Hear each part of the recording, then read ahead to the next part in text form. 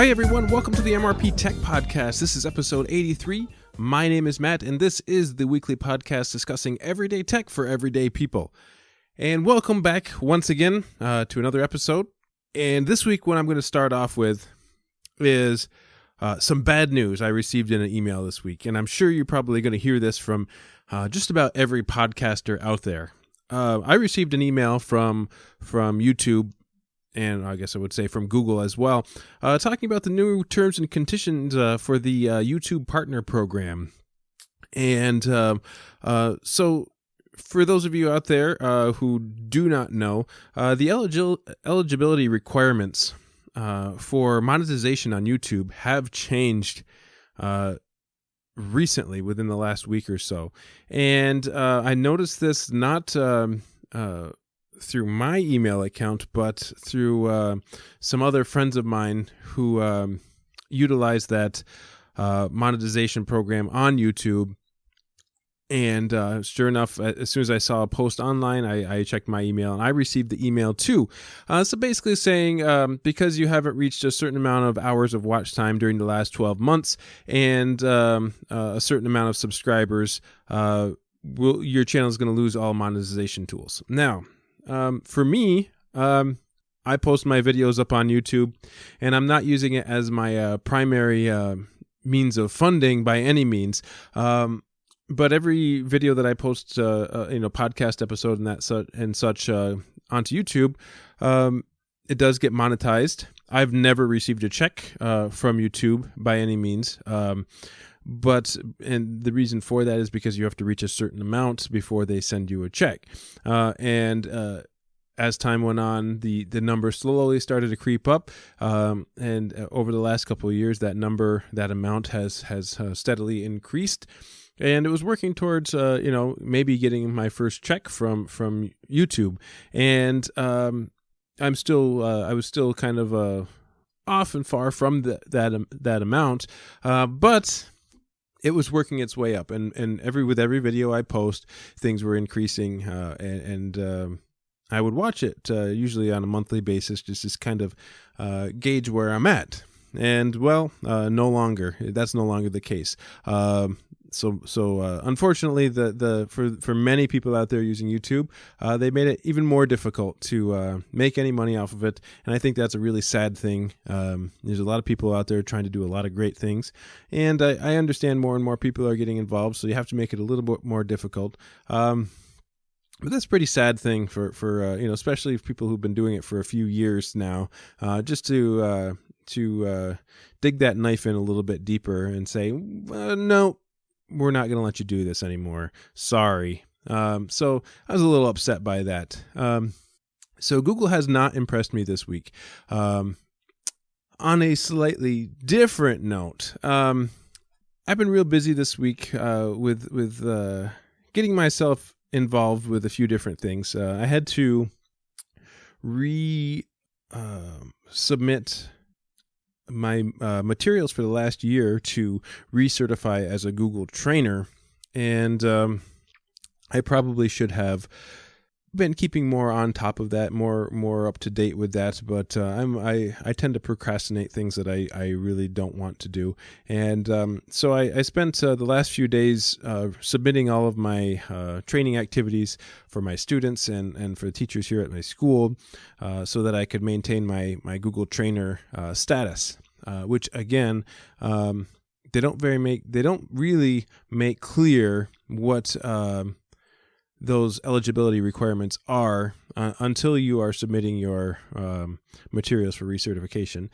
So whether or not that happens, I don't know if I'm going to be qualified to do that. Only because when I took the trainer program, I was intending on training students and working with students all year long, which is what I have. I've done plenty of training opportunities with students and staff. It's just that what they want in the fine print and fine details is not what I wanted in the trainer program itself.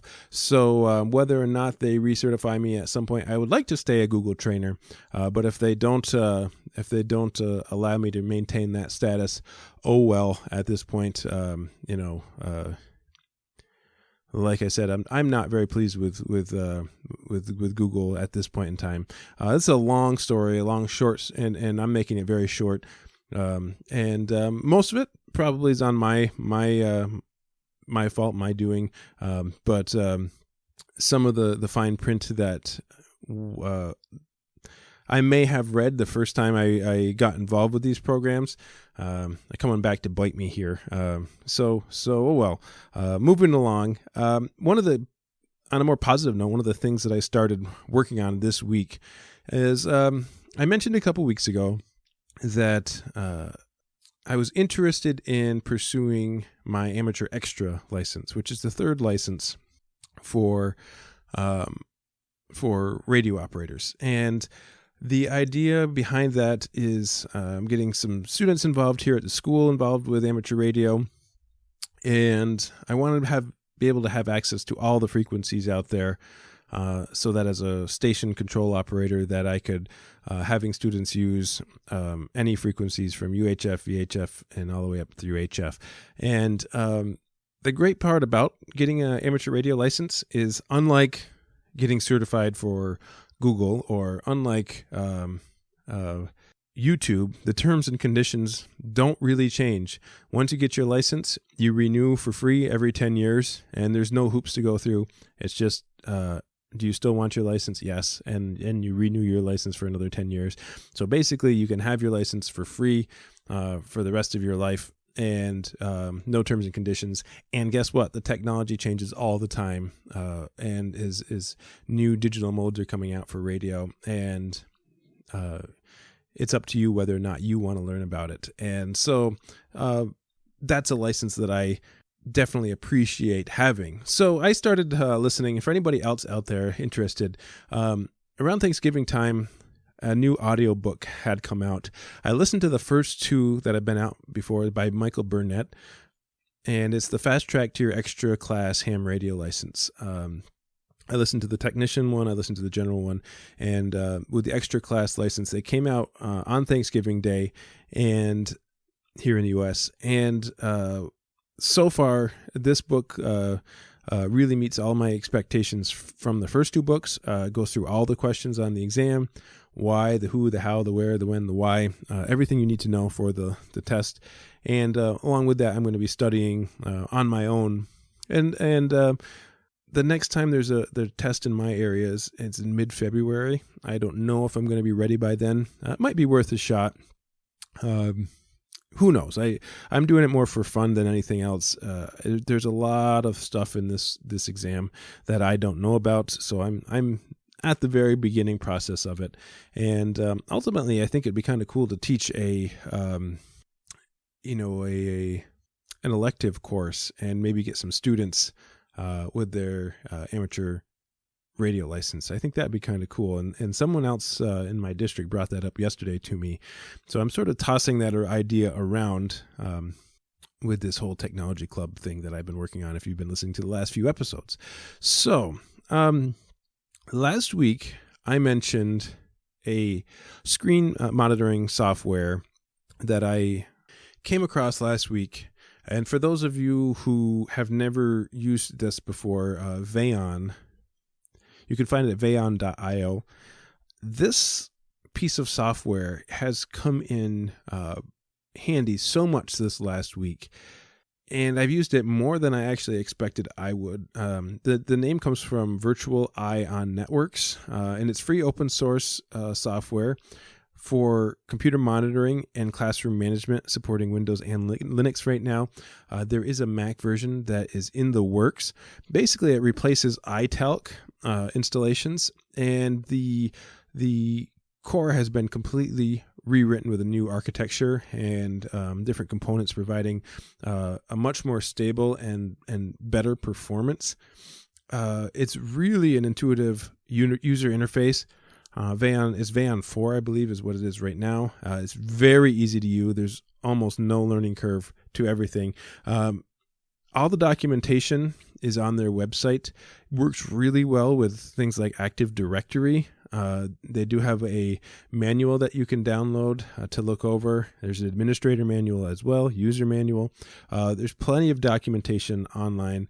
Lets you monitor students so that if you're in, say, in a different room like your office or another part of the room, if you're in a bigger classroom, you can always monitor what's going on the computers. For me, this comes in handy with my student technology club we're putting together. We have some very bright students who are experimenting and learning, and it's good to keep an eye on them to make sure they're doing things that they should be doing and things that they shouldn't be doing. To give you an example, I was watching the students as they learned how to navigate the command prompt in Windows, and they weren't doing anything wrong. They were just figuring things out. They were just trying to see what they could do, and as a joke, or sort of more in a kidding way, as a joke, rather than yell at them for what they were doing. With this Vayon software, I remoted into that very computer, and in the command prompt, I typed in, "Just what do you think you're doing, Dave?" And then they realized I was watching him, and they sort of burst out laughing, and they got the joke from 2001: Space Odyssey. But this comes in real handy. It's not my intention to monitor each and every action that they do, but having some sort of accountability as they for their actions. You can take screenshots of what they're doing. You can show demos of what you want on your computer, so you can show them your computer. You can send them messages. Have complete control of the computers from power on to power down to log out your users. You can lock their screens. You can just watch and monitor what they're doing. You can even send them website links through the Vayon software, which I think was really awesome. It's a really, really incredible tool. Anybody can use it, even in a if you're looking for something at home to control all of your computers at home. Very cool, very user-friendly piece of software. Cannot speak any more highly on this at all. And I also emailed a few questions to the contact email for them, and within a very short period of time, I had a response with answers. So all around, in and out, it was I give it 2 thumbs up for this. It was really awesome. Okay, so today's theme. What I want to talk to you guys about today is something that I just came across yesterday that I found absolutely fascinating. And to me, I'm always blown away by things that are around me that I never knew really existed, and things that we run around in our everyday lives and we never see, we never hear, we never come in contact with, but are things that are around us all the time that most people don't even know about. And one of those things that I just came across yesterday are number stations. And so recently, we're talking a little bit about radio stuff today. So what a number station is, number stations have a lot of urban legend and a lot of lore behind them.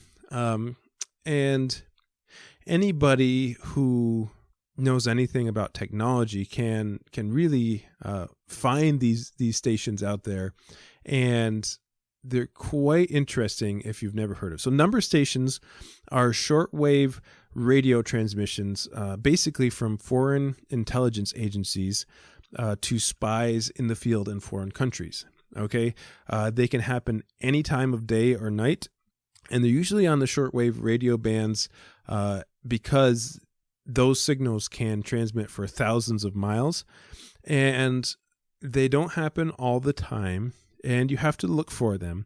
But number stations have been calling out with these automated voices since about since the First World War. So here's the gist behind it. If you keep your eyes out, you can actually use software-defined radio online and tune into very specific frequencies and just monitor for a while. And every so often, very, very eerie and strange recordings will show up. Intermittently, some are on a schedule, some happen every few hours, some happen at specific times. And basically, usually what most of them are a computerized voice that speak in a series of numbers, a pattern of numbers. And I highly suggest you go on YouTube and listen to some of these recordings.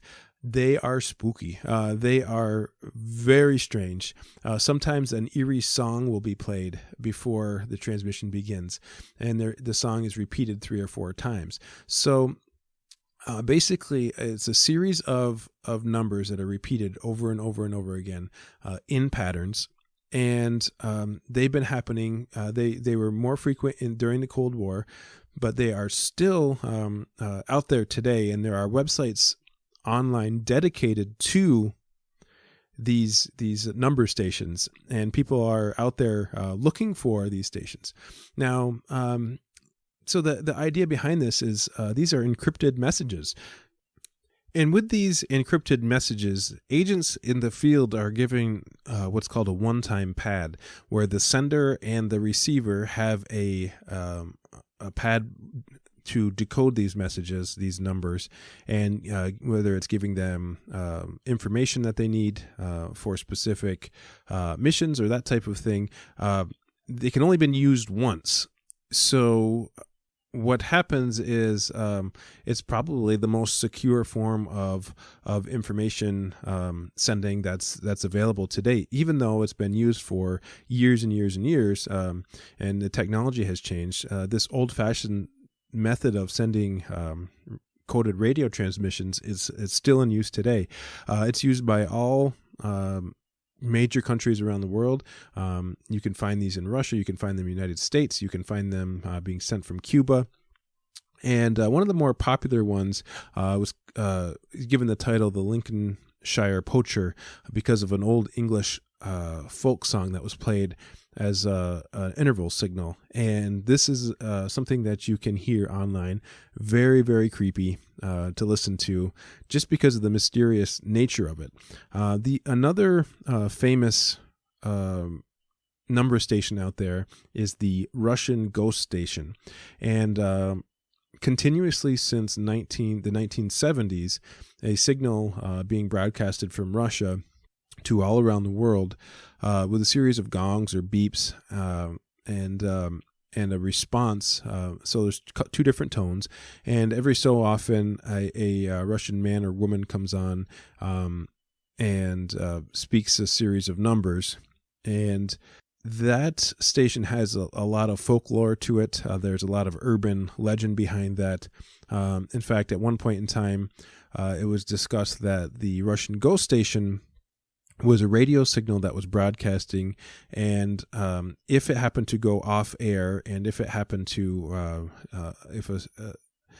if for some reason that went off air, it was basically thought to be a backup for the mutually assured destruction scenario in the Cold War. So even if Russia was completely destroyed, if this went off air, then automatically the Russian nuclear weapons would be launched in a retaliatory strike.